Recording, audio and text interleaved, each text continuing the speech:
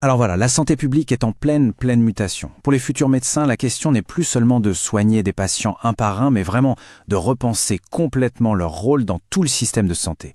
C'est exactement ce qu'on va explorer ensemble aujourd'hui. On commence avec un constat qui est, disons-le, assez brutal. L'Organisation panaméricaine de la santé nous dit que la région des Amériques est la plus inéquitable au monde. Et attention, ce ne sont pas juste des statistiques abstraites. Derrière ces mots, il y a des diagnostics trop tardifs, des traitements qui n'arrivent jamais, des vies plus courtes. C'est ça, la réalité du terrain sur lequel les futurs médecins vont devoir travailler. La pandémie de Covid-19, évidemment, a mis tout ça en lumière. Mais attention, elle n'a pas créé ces problèmes.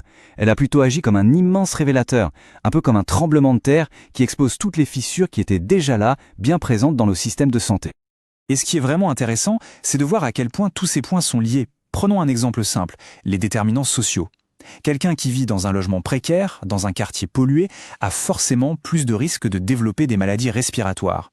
Et ça, qu'est-ce que ça fait? Ça vient saturer un système de santé qui est déjà fragile.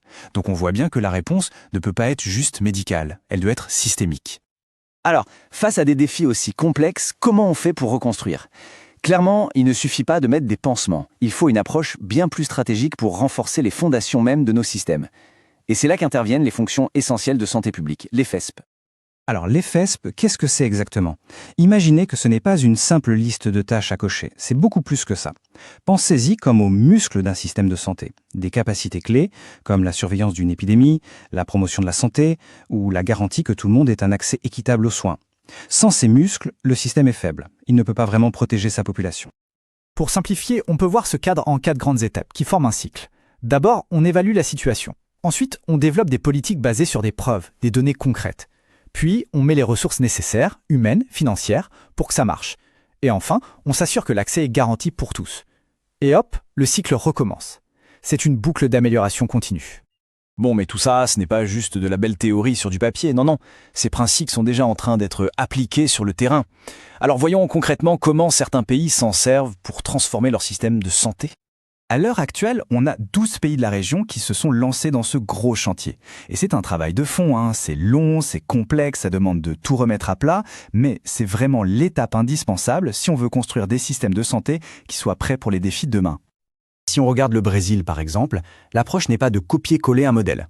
L'accent est mis sur l'adaptation de cet outil mondial à la réalité locale de leur propre système de santé, en tenant compte de leurs lois et de leurs priorités. C'est du sur-mesure. Au Costa Rica, c'est encore une autre approche. Là-bas, on utilise les données de l'évaluation FSP pour prendre des décisions vraiment stratégiques. Ça leur permet de savoir exactement où investir, où mettre les efforts pour avoir le plus d'impact possible. Et puis, il y a le cas du Salvador qui est assez incroyable. L'analyse a été tellement poussée qu'elle a permis de mettre le doigt sur plus de 600 lacunes dans le système. Et maintenant, cette carte très précise, elle sert de feuille de route pour un plan d'action super ciblé pour reconstruire tout le secteur. Ok, donc on a vu les transformations du système. Mais tout ça, ça a évidemment une implication directe et majeure pour celles et ceux qui sont en première ligne. Alors la question, c'est comment la formation des médecins doit-elle évoluer pour s'adapter à cette nouvelle donne? En fait, on est en train de vivre un vrai basculement. On quitte un modèle qui était réactif, qui était centré sur la maladie, sur l'hôpital, pour aller vers un modèle proactif, qui pense la santé au cœur de la communauté. L'individu n'est plus juste un patient passif qui subit, il devient un vrai partenaire, un acteur de sa propre santé. Et cette citation, elle est parfaite, parce qu'elle ancre ce nouveau paradigme dans quelque chose de fondamental, les droits humains. Du coup, le rôle du médecin change. Il ne s'agit plus seulement de soigner, mais aussi de devenir un garant de ce droit à la santé pour tout le monde. Concrètement, ça veut dire quoi pour les études de médecine? Eh bien, ça veut dire qu'elles doivent changer. Savoir poser un diagnostic, ça reste la base, bien sûr. Mais il faudra aussi savoir travailler avec des travailleurs sociaux, des urbanistes, des leaders communautaires. Ce fameux savoir-être, la communication, l'empathie, la compréhension du contexte social, eh bien, ça devient une compétence clinique aussi cruciale que le savoir-faire technique. Alors, si on devait résumer, quel est vraiment le message clé à retenir de tout ça quand on se destine à une carrière dans la médecine? L'idée fondamentale, c'est celle-ci. La responsabilité du médecin ne s'arrête plus à la porte de son cabinet ou de l'hôpital. Elle s'étend à la santé de toute la communauté. Chaque médecin devient en fait une pièce maîtresse de l'infrastructure de santé publique de son pays. On termine donc sur cette question qui est complètement ouverte. C'est une invitation à repenser ce que ça veut dire être médecin au XXIe siècle.